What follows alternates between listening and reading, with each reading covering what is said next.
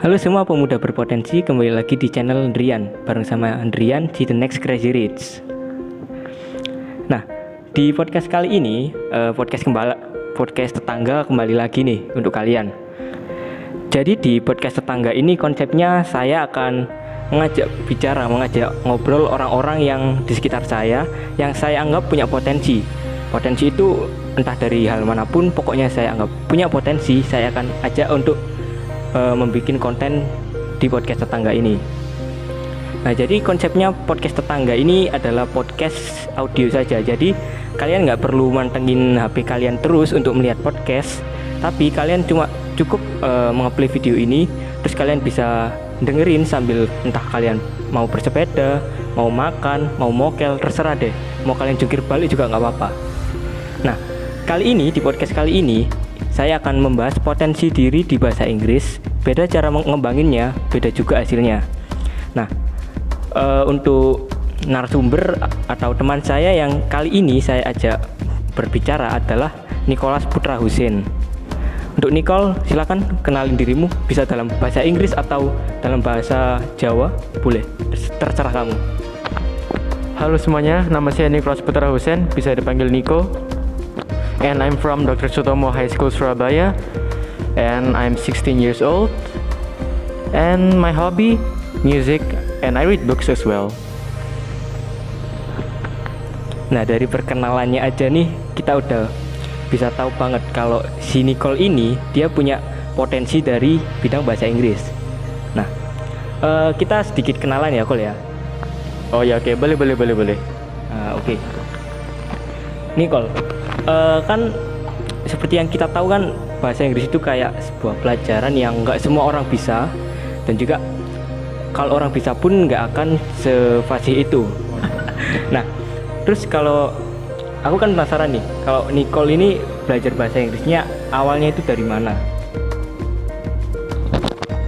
Dulu sih saya nggak pernah belajar, kan pas saya TK itu kan TK saya kan mewajibkan murid-muridnya itu untuk ngomong bahasa Inggris gitu setiap harinya gitu. Terus juga kan setiap hari kan juga sering nonton kartun, Adventure Time, Gumball gitu. Terus juga sama papa sering diajak ngomong bahasa Inggris. Ya mulainya dari situ mulainya. Jadi dari kebiasaan ya, Kol ya.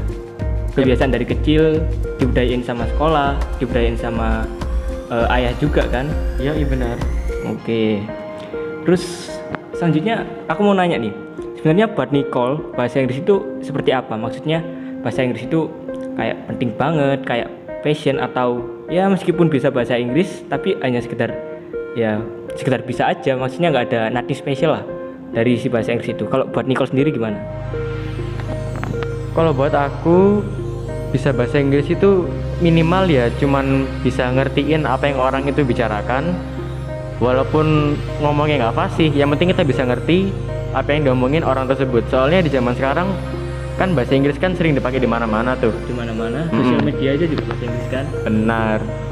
Makanya setidaknya bisa mengerti lah gitu. Ya, setidaknya bisa mengerti. Tapi kalau darimu maksudnya kayak seneng banget gak sih sama bahasa Inggris ini? Kalau aku sendiri jelas seneng. Jelas seneng banget ya. Iya. Oh, oke. Terus kalau ngomongin soal bahasa Inggris, selama Nicole belajar dari kecil sampai sekarang, kesulitan itu apa aja sih yang udah Nicole temuin? Kesulitan, kan Inggris kan adalah bahasa kedua aku kan. Terus kan pasti kan banyak kata-kata yang kita nggak tahu artinya untuk awal kan? Bukan. Kata-kata yang susah, yang baku gitu, terus yang biasanya diomongin sama Pak Presiden kan gitu beda sama yang warga kita omongin. Nah dengan perbedaan itu agak bingung sih gitu. Jadi perbedaannya dari segi logat gak sih? Atau gimana? Lebih ke perbedaan kata, dalam perbedaan cara menyusun kata dan cara memakainya. Tergantung situasi kita ngomong sama orang penting atau orang sekedar teman gitu. Oh iya sih, karena Inggris kan juga punya tata krama, tata bahasa. Jadi kesulitannya mungkin untuk mengidentifikasi kita ini ngomong sama siapa, terus kayak kata-kata yang mau kita omongin ini harusnya kayak gimana, gitu kan kira-kira. Oke.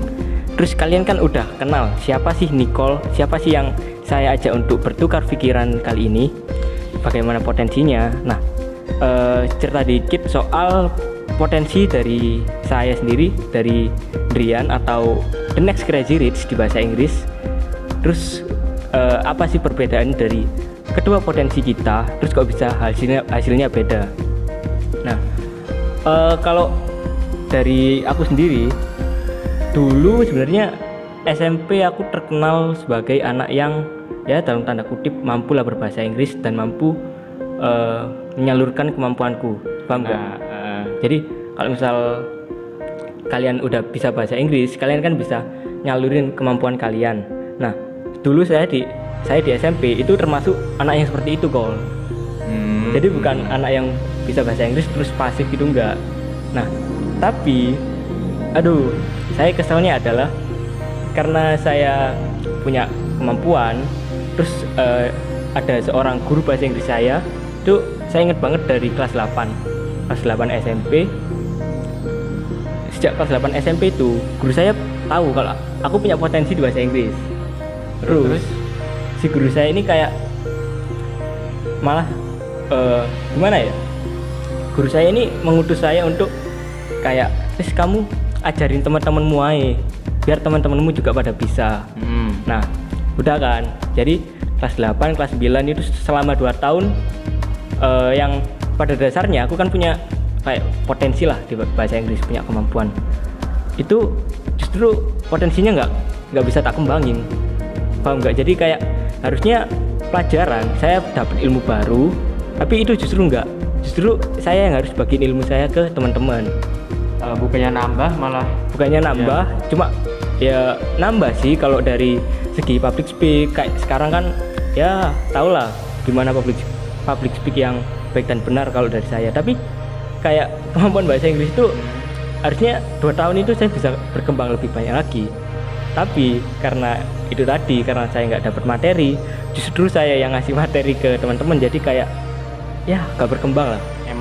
Eman banget. Jadi itu kalau soal potensi saya, bukan berarti saya kayak nggak ikhlas nih kayak bagi ilmu ke teman-temannya, enggak, cuman kayak kesel aja gitu sama gurunya, kok bisa sampai 2 tahun ilmu saya nggak berkembang. Dan bahkan sekarang ketemu sama Nicole yang bahasa Inggrisnya lebih dari saya lah, anggap aja itu kayak jadi langsung insecure, langsung down gitu, overthinking lah istilahnya. Anda jangan minder, bro.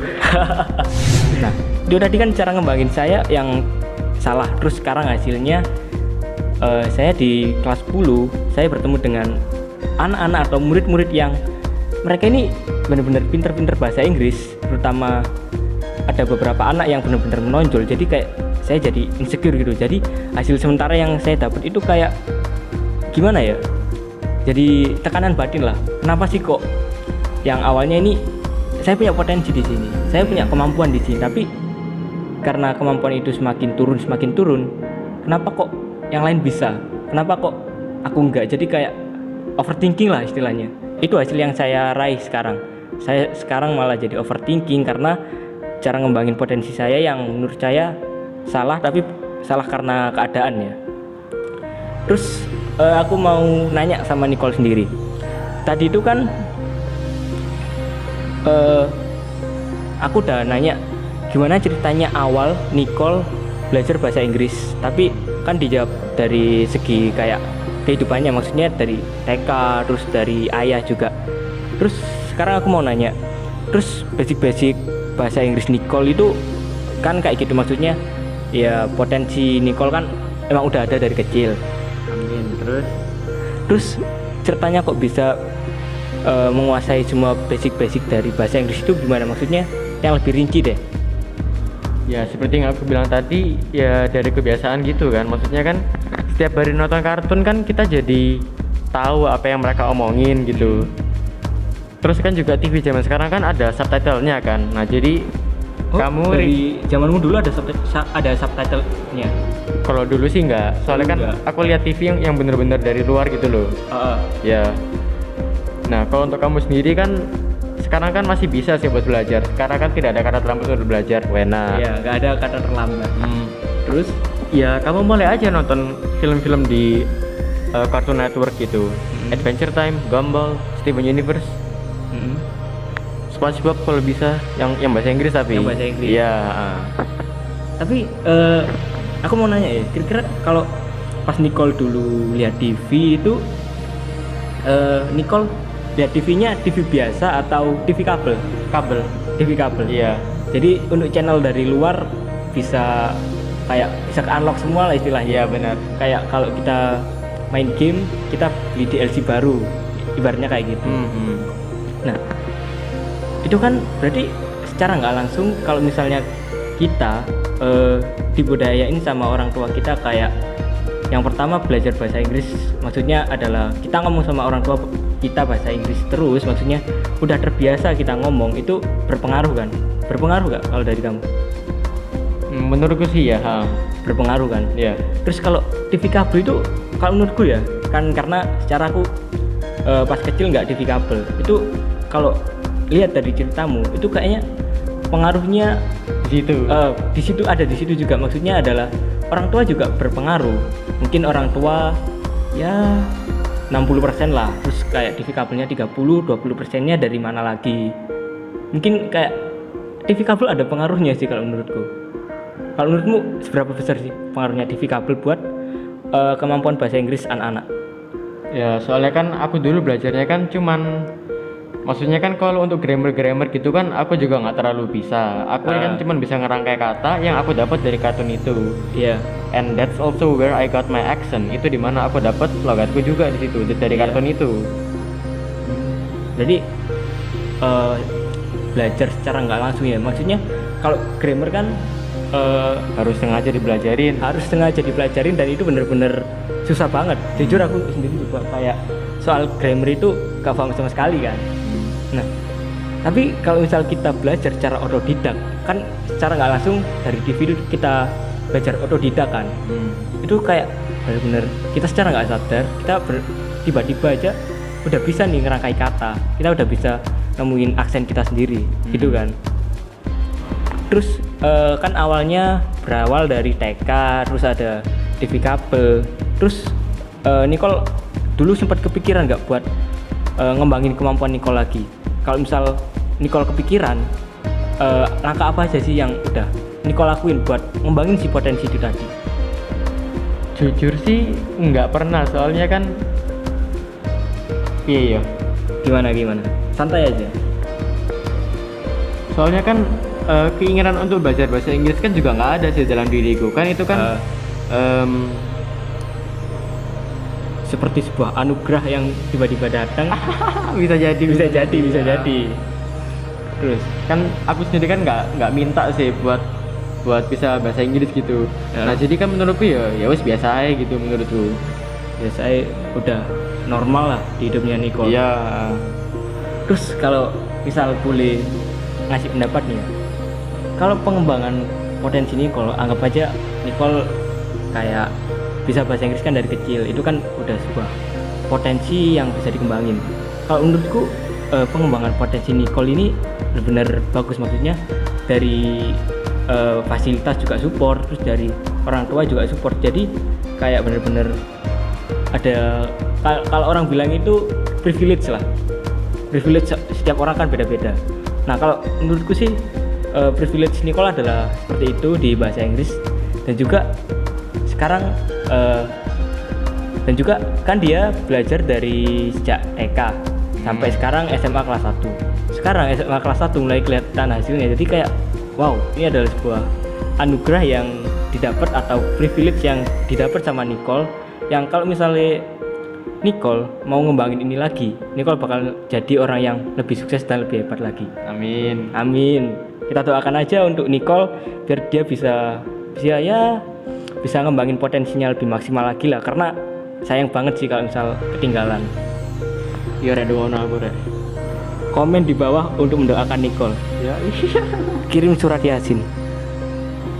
Terus kalau dari Nicole sendiri, selama Nicole belajar bahasa Inggris dari TK sampai SMA, itu hasil apa aja sih yang udah kamu rasain selama kemampuanmu bertambah bertahun-tahun itu? Maksudnya hasil apa yang udah kamu capai? Mungkin kayak menang lomba, atau Nicole jadi terkenal anak yang pintar bahasa Inggris di sekolah, atau gimana? Yang udah Nicole dapet lah. kalau dulu SD sih enggak, aku malah dikenal sebagai orang yang biasa-biasa aja. Soalnya kan semua anak di SD ku kan bisa bahasa Inggris semua gitu. Terus yang nggak bisa bahasa Inggris tuh bakal dibully gitu, bakal terus dipaksa sama gurunya untuk belajar bahasa Inggris. Anjir, gitu. Terus SD-mu di mana sih? di Bunga Bangsa, Daerah mana? Keputi. Surabaya. Hah? Iya, Keputi. Keputi? Heeh. Marina Mas Barat. Oh, I see. Aku tahu. Terus, wow, aku nggak tahu ya, kenapa kok bisa ada sekolah yang bener-bener mereka itu ngedepanin bahasa Inggris banget. Ya, aku tahu kalau bahasa Inggris itu penting, tapi kok bener-bener ada sekolah yang kayak gitu dan ada sekolah yang nggak seperti itu. Jadi kayak nggak imbang gitu loh, Paul. Iya. Ada anak yang mereka itu terpaksa belajar bahasa Inggris, sementara ada anak lain di sekolah lain yang mereka itu sebenarnya punya potensi di bahasa Inggris, cuman mereka gak ada kayak partner buat ngembangin. Jadi ya gitulah, sendiri hasilnya. Wow, SD. Terus selama SMP ada kayak hasil gak atau pencapaian yang didapat gak? Nah, kalau untuk prosesnya baru SMP ini kerasa. Soalnya kan di SMP ku itu di Muhammadiyah 5 kan banyak yang nggak terlalu bisa bahasa Inggris kan. Yang bisa kan juga cuma dikit di situ. Justru malah lebih bisa bahasa Arab. Iya, makanya ku. Terus setiap kali orang bahasa Inggris langsung gede dasku. Jadi mulai tahu kalau ada kemampuan di bahasa Inggris itu mulai SMP nih. SMP. Belum ada hasil kan, maksudnya bener-bener cuma tahu aja. Maksudnya kayak bener-bener gimana ya, menonjol aja kemampuannya Nicole di SMP ini. Udah mulai kelihatan kan. Ya. Terus di SMP ku kan juga ada beberapa anak yang dari luar negeri. Yang dari Amerika sama dari Inggris, ada 2 itu. Itu pertukaran pelajar atau emang mereka sekolah di sana? Emang pindahan. Iya, pindahan emang. Wow, terus. Nah, gimana? Karena aku satu geng sama mereka, akhirnya terus kita kan kalau ke kantin kan ngomong pakai bahasa Inggris, di kelas pakai bahasa Inggris. Nah, jadi satu sekolah itu tahu kalau misalnya aku dan 2 anak ini tuh sering ngomong bahasa Inggris gitu. Jadi istilahnya kayak gimana ya, nemuin geng baru yang dimana geng itu benar-benar fasih bahasa Inggris. Terus kalian kayak kebiasaan ngomong bahasa Inggris, yang dari awal udah biasa ngomong bahasa Inggris sama ayahnya, sekarang bener-bener ngomong sama temennya nih. Maksudnya kayak semakin besar lagi kayak kesempatan untuk belajar gitu nggak kalau cari kamu? Ya, sebuah kebetulan kan. Iya, mukjizat woi. Ini dia yang namanya rezeki.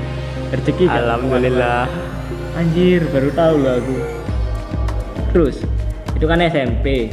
Masa SMP gitu-gitu aja? Maksudnya udah ketemu anak yang bisa bahasa Inggris nih, terus kalian kayak jadi geng. Apa kalian nggak ada lomba bahasa Inggris gitu di SMP? Terus kalian kayak bersaing nih 3 anak, yang satu dari Amerika, yang satu dari Inggris, yang satu dari Indonesia. Apa kalian nggak bersaing tiap ada lomba bahasa Inggris gitu? Di SMP ku sih jarang sih ada lomba bahasa Inggris. Jarang. Tapi pernah ada nggak? Sepertinya nggak ada. Enggak. Iya. Jadi secara nggak langsung meskipun kalian satu geng bisa bahasa Inggris semua, tapi kalian nggak pernah kayak dipertemukan di sebuah kompetisi gitu kan? Maksudnya nggak ada kayak pencapaian. Kalau di sini kan Nicole pernah menang lomba bahasa Inggris di SMA. Kalau di sana nggak pernah sama sekali, bahkan nggak ada.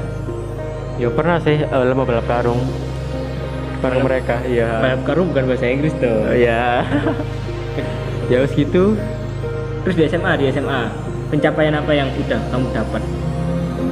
Iya, dipilih ikut lomba storytelling sama spelling bee. Dan itu juga juara 1. Ya udah, baru 2 itu sih.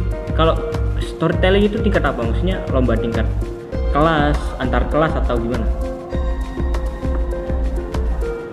Se-Surabaya kayaknya deh. Se-Surabaya, jadi mewakili sekolah. Iya bisa jadi. Wow, mewakili sekolah. Bayangkan, baru masuk beberapa bulan udah mewakili sekolah di lomba bahasa Inggris. Give applause lah. Iya nak, YouTube itu loh, ono videoku. Ya nanti tak sertakan linknya. Gak usah, Rek, gak usah, sumpah gak usah. Terus sebuah prestasi dong pasti, udah mewakili sekolah di sebuah kayak kejuaraan bergengsi storytelling. Itu udah sebuah prestasi sih kalau buat aku loh ya. Karena aku kan masih belum pernah mengalami hal seperti itu. Terus yang spelling bee itu gimana? Maksudnya kamu juara atau kamu mewakili siapa? Kan itu lombanya per kelas kan pas itu buat memperingati Hari Kartini. Ya udah anjir, aku biasanya belajar cuman baca-baca kamus gitu. Aku aja satu flower, FLOWER. Udah gitu doang. Spelling bee. Oh. Ini aku bertanya sebagai anak yang awam ya. Ya aku bisa sih maksudnya memahami kata-kata dalam bahasa Inggris, cuman kan nggak yang sedalam itu. Aku pengen nanya nih, kalau spelling bee itu sebenarnya lombanya kayak apa sih? Mengeja dalam bahasa Inggris. Mengeja, bener-bener ngeja doang. Iya bener-bener ngeja doang. Misal kalau bahasa Indonesia kan misal roti ROTI gitu. Iya. Bukan ROTI roti gitu, bukan. Maksudnya disebut lagi di akhirnya. Sama aja nggak sih? Sama aja. Iya, ya pokoknya yang penting spelling itulah, apa dieja pokoknya. Cuma kan beda-beda kan. Kalau misalnya di Indonesia kan roti ROTI, kalau Inggris ROTI gitu. Oh, emang bahasa Inggris roti anjir? Enggak lah. Tapi ngomongin soal spelling bee, kemarin Nicole dapat juara nggak sih dari spelling bee itu? Pura-pura nggak ro. Gimana? Nicole dapat juara nggak? Iya juara 1. Juara 1. Nah, ada dapat hadiah gak? Maksudnya dapat duit 200.000. Terus dipakai sendiri? Ya jelas lah, seneng aku sumpah. Gokil. Dapat penghasilan dari bahasa Inggris guys. Wow, gila sih. Nah, terus setelah ngomong panjang lebar sama Nicole, kan saya juga bisa bisa ngambil kesimpulan gimana sih pengembangan potensi dari Nicole ini. Terus kayak hasil yang dia dapat itu apa aja. Kalau dari aku ya, dari opiniku ya, kesimpulan dari pengembangan potensimu di bahasa Inggris ini kayak hasil yang kamu dapat Kol. Maksudnya hasil yang sekarang mungkin menang lomba atau mewakili sekolah itu emang kayak mungkin bagi kamu awal-awal kayak wah aku sebelumnya nggak pernah dapetin ini, tapi sekarang di SMA aku dapetin ini. Udah kayak istilahnya berprestasi lah. Kalau dari aku percayalah masih banyak hal-hal hebat yang bisa kamu raih kalau misal kamu kayak ibaratnya lebih ngembangin bahasa Inggris ini lagi, maksudnya lebih ngemaksimalin lagi. Siapa tahu kan SMA dia udah berprestasi di bahasa Inggris, udah mewakili sekolah dan lain sebagainya. Siapa tahu besok-besok bisa mungkin lomba yang di tingkat internasional atau bahkan mungkin Nicole bisa jadi seorang duta besar, karena duta besar kan bener-bener kayak membutuhkan bahasa Inggris banget.